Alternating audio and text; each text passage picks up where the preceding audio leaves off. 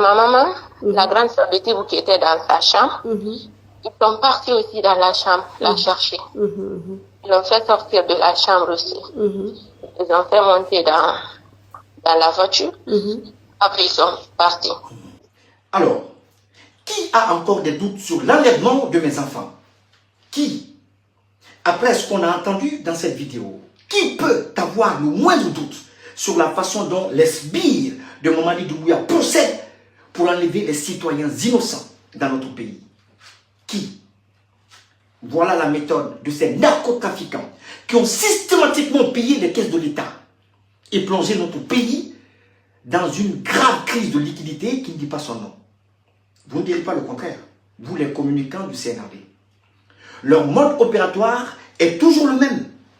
Ils arrivent dans le pick-up, sillonnent le quartier, observent les alentours de votre maison, ils envoient d'abord des éclaireurs pour prendre la température, pour surveiller les mouvements, pour vérifier si la cible est isolée, et lorsque le moment leur est favorable ou le moment leur semble favorable, ils passent à l'action. C'est exactement de cette manière qu'ils ont procédé à l'enlèvement de mes 2 enfants, de mon neveu et de mon jeune frère le 16 novembre dernier. Oui, chers compatriotes, 4 membres de ma famille, 4 membres de ma famille enlevés pour éteindre ma voix. Cette voix qui s'est élevée contre toutes les dictatures dans notre pays depuis le régime du feu général Lassana Conté. Oui, 4 membres de ma famille. Mais qui peut encore douter que mes enfants sont détenus par Mamadi Doumbouya et son CNRD?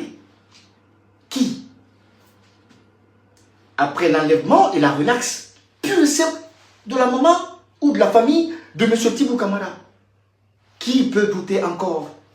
Pendant ce temps, certains Guinéens banalisent ces enlèvements. Pire encore, d'autres en font même un sujet de moquerie. Pour vous dire jusqu'où peut aller l'indifférence du peuple ou d'une partie du peuple face à l'injustice. C'est grave. Mais j'aimerais tout simplement dire ici aux membres du CNRD que l'Éternel, Dieu des armées, ne donne rien gratuitement. Il ne fait que rendre à chacun ce qu'il mérite selon les actes qu'il pose dans la société qu'il a vu naître. Je l'ai dit et je le redis aujourd'hui encore dans cette vidéo. Mamadi Doumbouya, c'est terminé. Il marchera certes, il parlera certes, il fera des séances photos certes, mais désormais il passera plus de temps à s'occuper de sa santé qu'à gouverner ce pays. Vous pouvez en être sûr, parce que nul ne peut tromper éternellement la justice divine. Nul. Rien qu'en observant cette course effrénée au galon où chacun se précipite pour devenir général, comme s'il s'agissait d'une course à la Fast and Furious, on se rend compte aisément qu'on a affaire à un groupe de soldatesques, un petit groupe de soldatesques sans aucune formation militaire. Des galons distribués sans mérite, sans honneur, sans aucune dignité.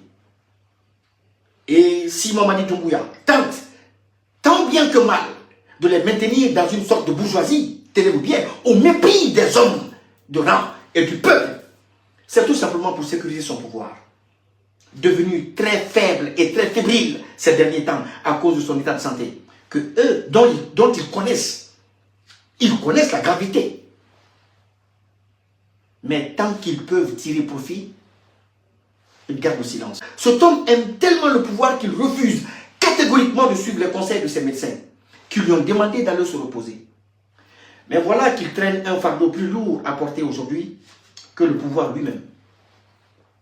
Parce que quand tu élimines et écartes ceux-là même qui sont allés à la mort pour t'installer sur le trône, au profit des foussards qui erraient dans les rues de Conakry et en Occident, quand tu trahis celui qui t'a porté ton bienfaiteur et que tu le promènes dans les rues de Conakry pour le jeter à la vindicte populaire, quand tu élimines des hauts officiers de l'armée pour assouvir la volonté d'un Bala Samoura, d'un Amara Kamara, d'un Mouri Sanga, quand tu emprisonnes les dignitaires du régime que toi, tu as renversé pour des faits de corruption et de détournement. Pendant que toi-même, tu détournes les recettes de l'État à ciel ouvert. Je dis bien à ciel ouvert. Pour les loger où? Pour les loger au Rwanda, à Singapour.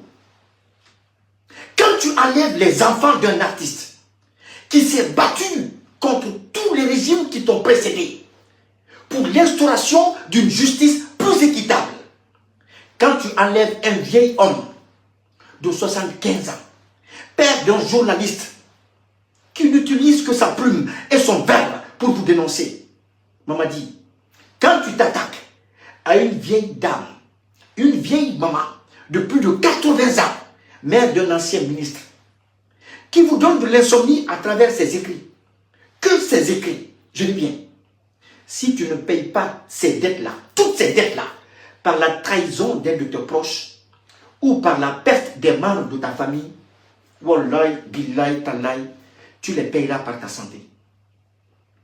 Tu les payeras par ta santé. Basitala, Saramama. Tu les payeras par ta santé. Et comment cela est-il possible? Comment cela est-il possible? Je vais vous l'expliquer. Vous savez, dans les lois cosmiques,